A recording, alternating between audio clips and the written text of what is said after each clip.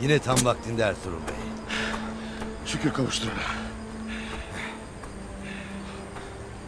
Saatin iyi midir Ertuğrul Bey? Evelallah.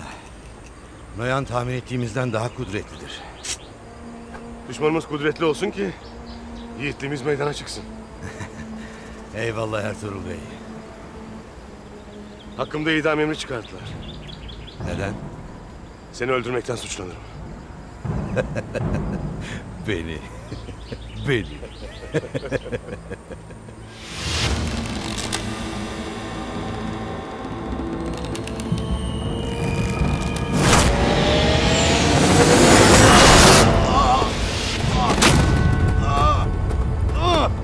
Nereden geldi bu ok?